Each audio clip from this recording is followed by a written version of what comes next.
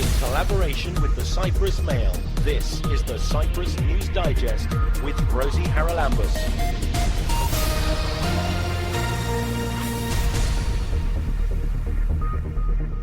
Will they or won't they? The Hotel Association is waiting with bated breath to see whether or not the UK will allow people to travel abroad for holidays.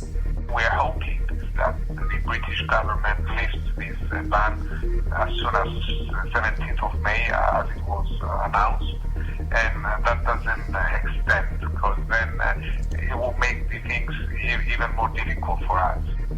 And today is World Autism Awareness Day. We discuss the problems faced by people on the autism spectrum. There are others who suffer with intellectual disability, and it's not visual, you can't see it. So for those people it's very difficult because people don't see the disability, so assume it's not there. As a tourist island, Cyprus has suffered greatly during the long lockdown and the pandemic. The hotel industry has been hit particularly hard. Now, a couple of months ago there was hope that things might improve this summer, but then the UK decided that all foreign travel, unless it was for health reasons, education or work, was banned. They haven't yet lifted that ban, and they may even extend it. So where does that leave hoteliers in Cyprus who are hoping upon hope that not only will the Israeli tourists come as of this coming month, but also that other countries will be encouraged to come and holiday here? Joining us to discuss the problems faced by the hotel industry is the Director General of the Cyprus Hotel Association. He is Philokipros Roussounidis. Philokipros, thanks for joining me. I guess that although we know the hotels have suffered, we don't really know in what way they've managed to make use of the lockdown time. So can we start with that? They've been closed for ages. Have they just shut the doors, or have they been doing things to improve the product for when they can reopen?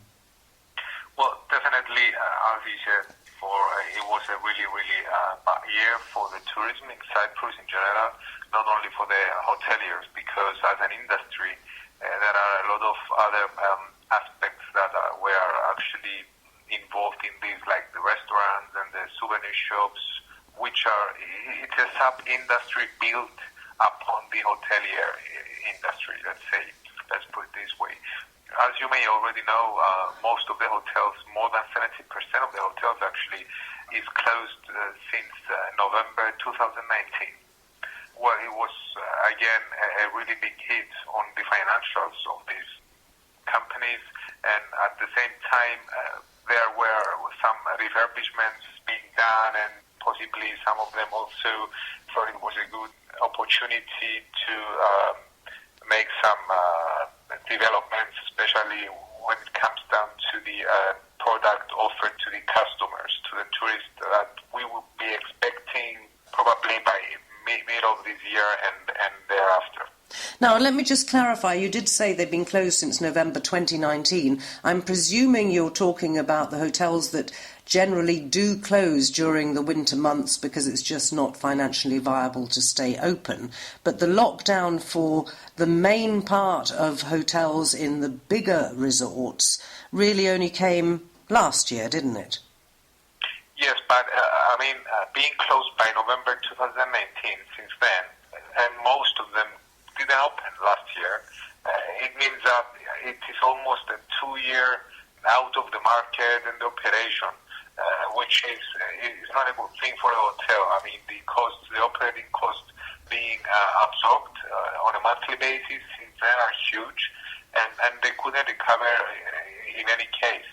So it was a really difficult year, and it seems that this year coming, it's difficult as well. I mean, first 6 months, we should consider them as a zero income period, let's put it this way. Right, can you tell me a little bit about the operating costs? I presume that even if the doors are closed, you've still got to look after the gardens, you've got to make sure that everything is clean and so on. But what's happened to the huge numbers of staff that are normally serving customers, have they had the sack? Or for a while you did, I think, get a little bit of help from the government. Is that still ongoing?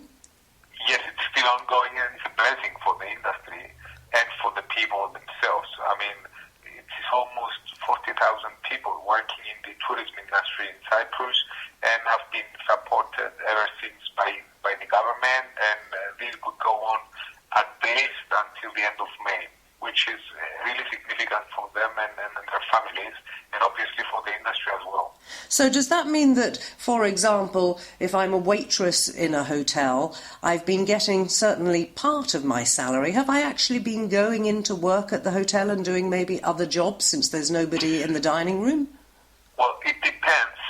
Some people that were required to go at the hotels, at the premises, and work for the hotels in any way, being a gardener or a waitress or whatever, they got the percentage, 60% of their salary from the government, and then there was a top-up from the unit, from the business itself. So those that were actually going, attending to the premises to do some things there, they were getting paid almost full of their salary.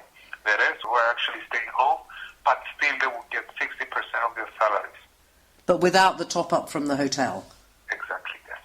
Right, so now it looks like we might see some tourists coming from Israel in the coming month, but this problem with the UK is not deciding yet whether or not it will allow people to travel. What is the impact of that on a hotelier? Because I presume that they were rather hoping they might be going to open, and what sort of preparations would they be putting into place if they managed to get some bookings? Apparently the UK market is the biggest market of our inflow in regards to tourism. It's been many years now. It's almost 45% of the whole tourist inflow. And definitely this decision by the government that the traveling is banned until 17th of May at the moment has a huge impact on our financials and the operations of the industry in general. I mean, we have missed Britons last year as well, so we were hoping that this wouldn't happen this year because we have this new categorization which allows people to come into Cyprus, definitely with some requirements being the testing before and possibly upon arrival, depending on the category a country is. But unfortunately, we couldn't get use of that as early as 1st of April, which is enforced.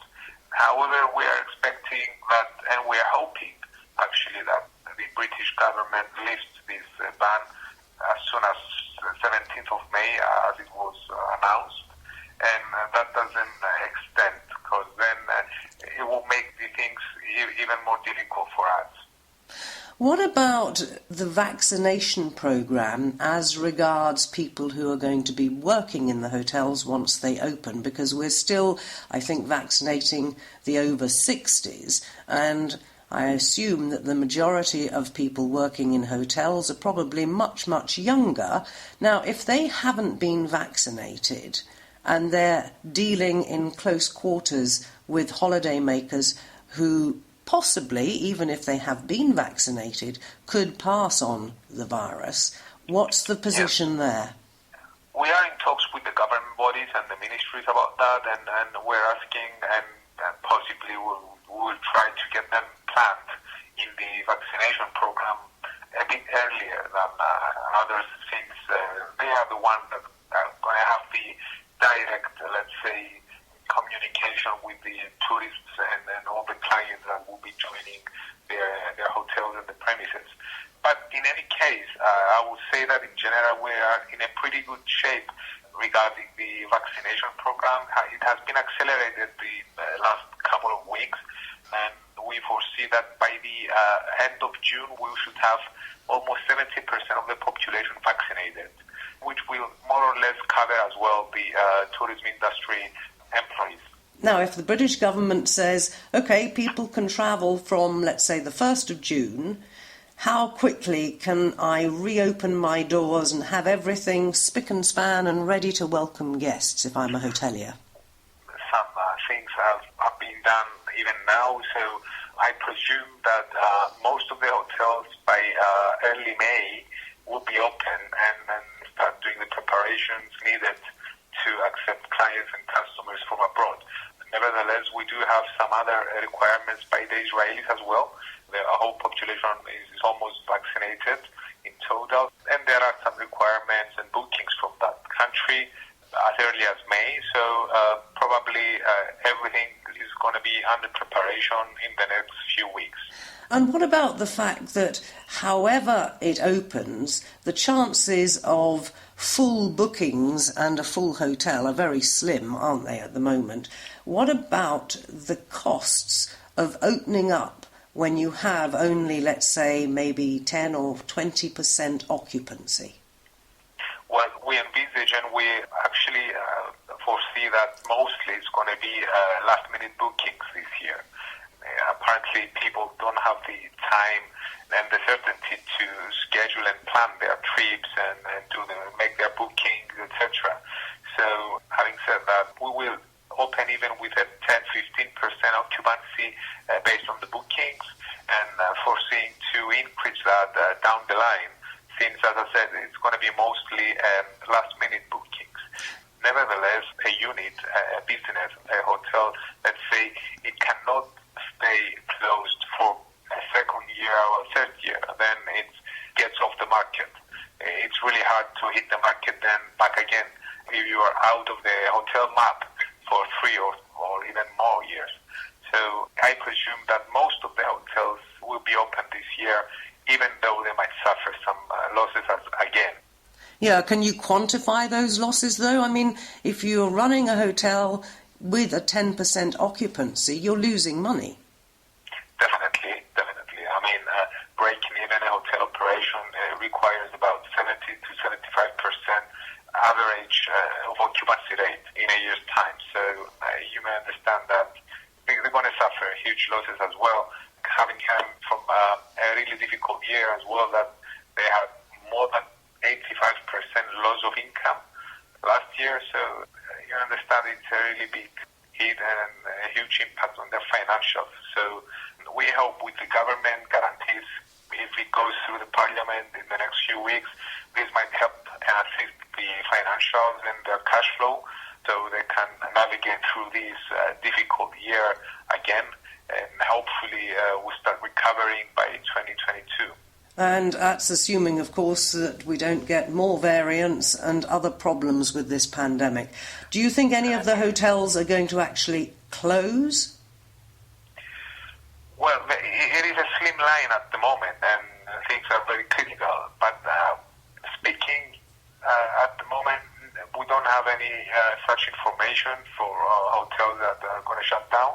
But definitely, if we navigate another difficult year, which seems to be, possibly next year we might have some unfortunate events. But fingers crossed, if all goes well and things stay the way they are, the vaccinated program still develops on the rate that it goes through.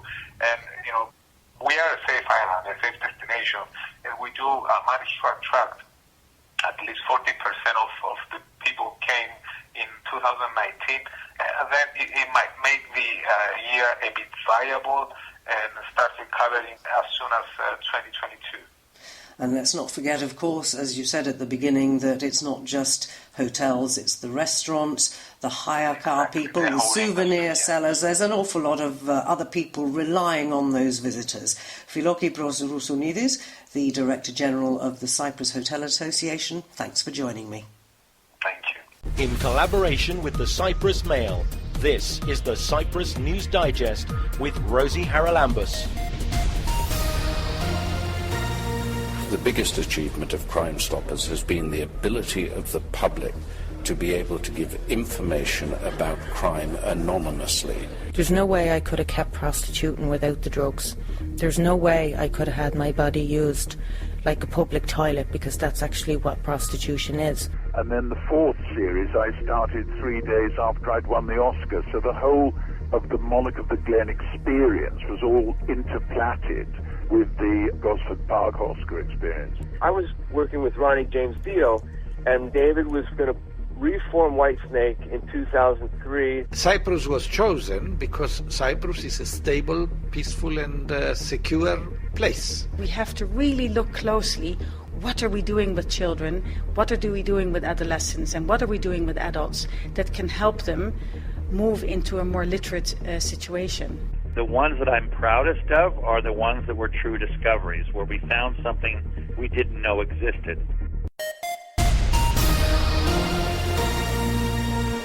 Today is World Autism Awareness Day. It falls on the 2nd of April every year. How do we mark the event in Cyprus? Well, to tell us all about it is Connie Pearce. Connie, thanks for joining us. Now, I think I'm right in saying that the Autism Association here, I think it's the Cyprus Association for People with Autism, is fairly young, isn't it? Established in 1990. So tell us a bit about the work that it does. Hi, Rosie. Thank you for having me. As you said, it was established in 1990, largely by parents of people with autism. There are obviously other members of staff, psychologists and people that are just interested in supporting the cause, who work at the centres that we have. We have 3 centres at the moment. And we basically, in Cyprus, try to create awareness and try to get support and help from the government and everyone to help with, getting these people to be able to live in society, have the same rights as everybody else. And it's a battle, to be honest, but that's what we fight for every day. Tell us a little bit more about autism itself, because there are different, if you like, levels of severity, aren't there? And some people who suffer are integrated very clearly into society, but others, it is an uphill struggle. So can you just, because I don't think it's something that in Cyprus is particularly well known about. Tell us a little bit more about it. Yeah, you're right. In Cyprus, it's not very well accepted or understood.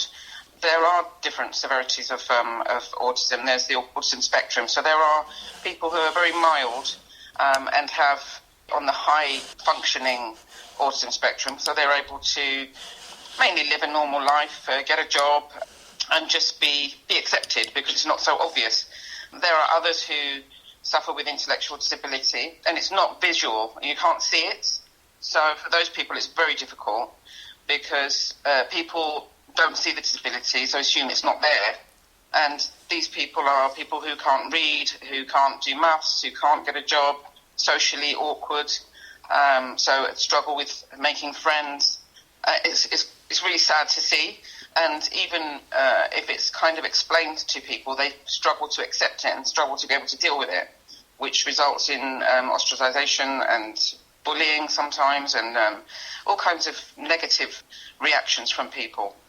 So, yeah, it's very difficult. And there are those who are completely severe autism who are completely not accepted because people can't deal with it, don't know how to deal with it, and they won't be able to live on their own or have a job. So they will need care for as long as they live. Yeah, it's very difficult for families as well, isn't it, with severely autistic people, because the social skills very often are not there. And yet I've seen so many reports of autistic people who are highly intelligent. They're sort of trapped inside their head, aren't they? Yes, that's right.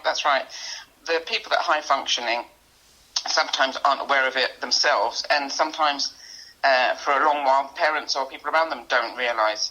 So they have psychologically, when you're not aware of something and when the people around you aren't aware of it, and there's expectation to behave in the way that a normal, and I use that word as ease of reference, people would live on their daily lives. It's really, really hard, and it's hard for the families of all spectrums, not just the severe people. I mean, myself, I have a daughter on the autism spectrum, and you wouldn't know to look at her, and yet she has intellectual disability. She doesn't have friends as such. Only a couple of kids that she's 15, so a couple of kids that accept her.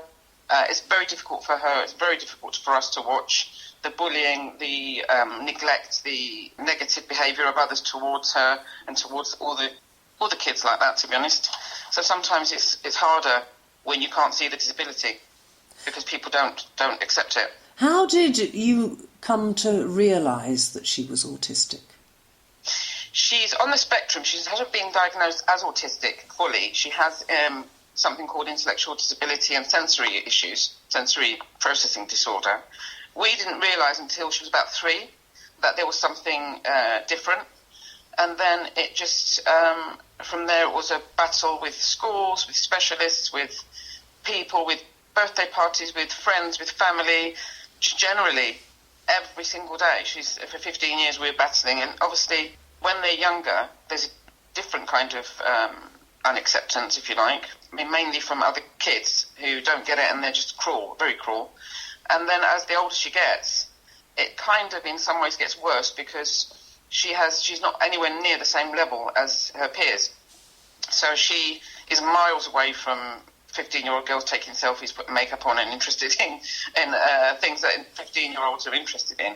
She's more like a 5-year-old, and yet if you see her, she's tall, she's very, very pretty. So when she's first approached by girls and boys, they kind of look at her across the way and say, oh, look, she looks cool, we'll go and hang out with her.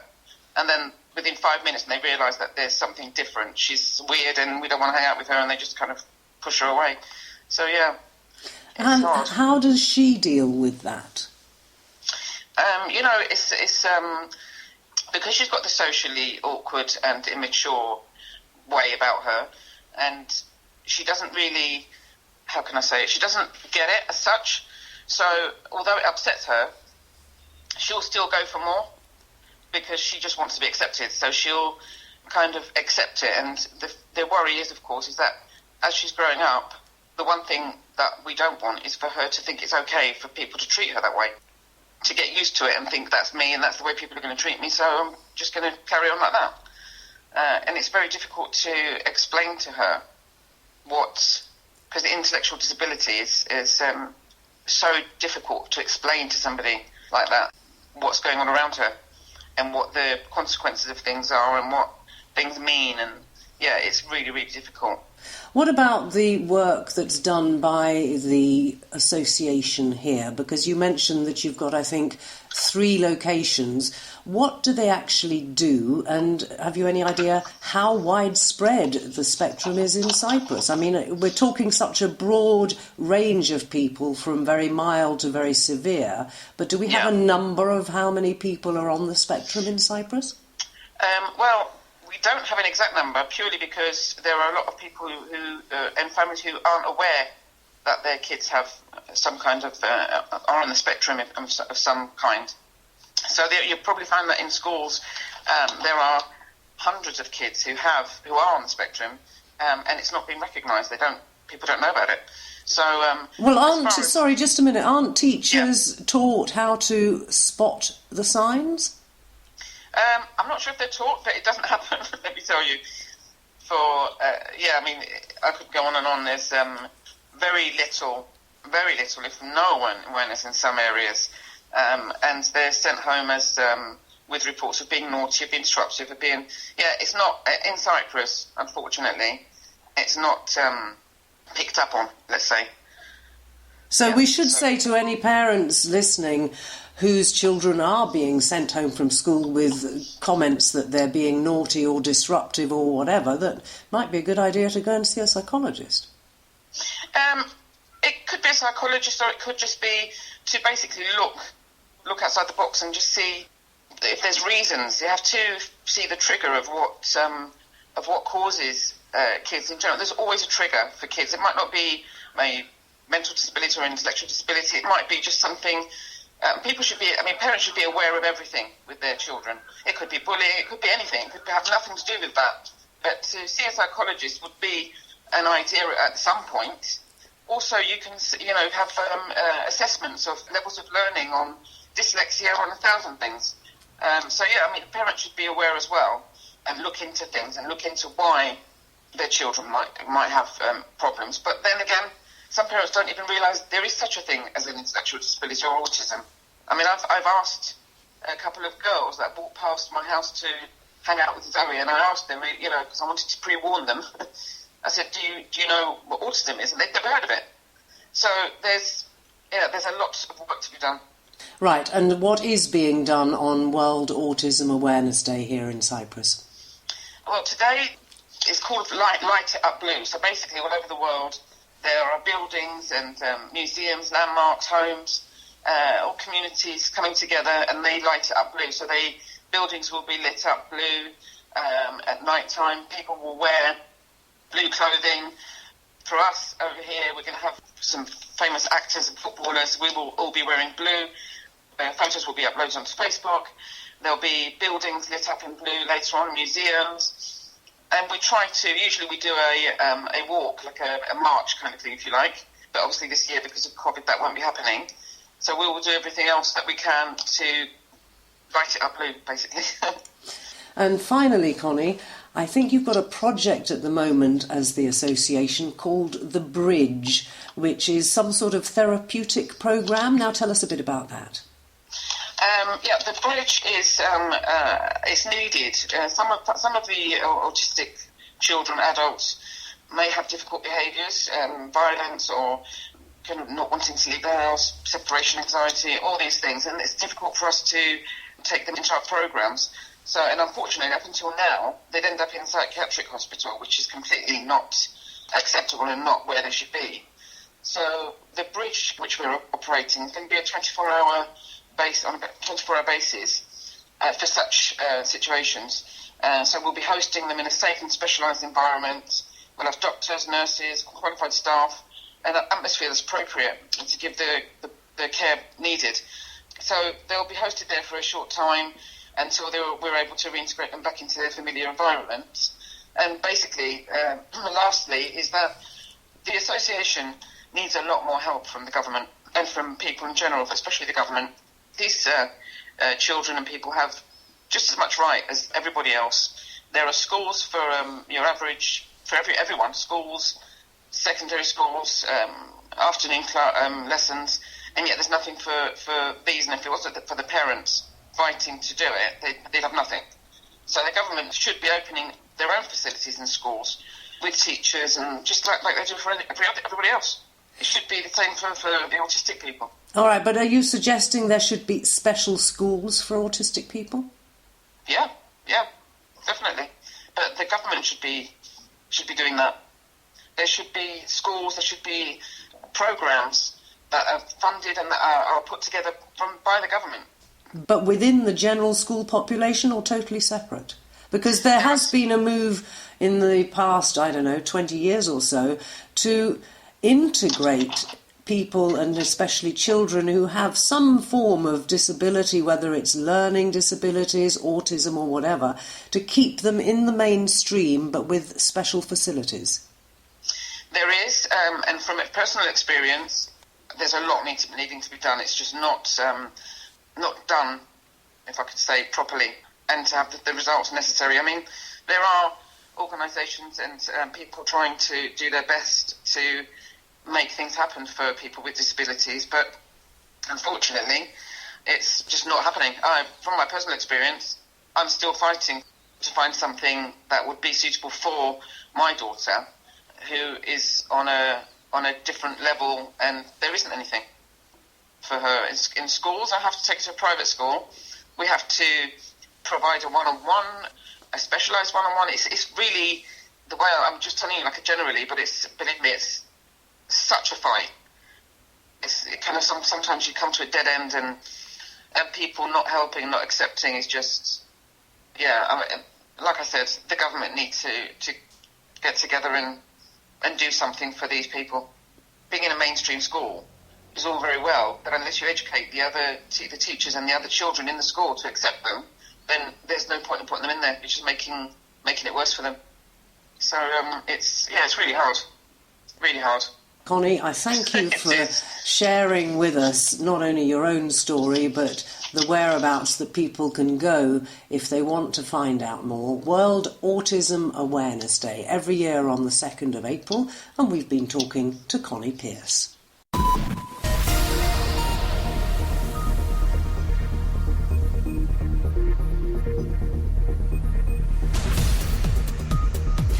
Well, that about wraps up this edition of the Cyprus News Digest. Many thanks for your company. Hope you'll join me next week. Until we meet again, take care and God bless. Bye-bye now.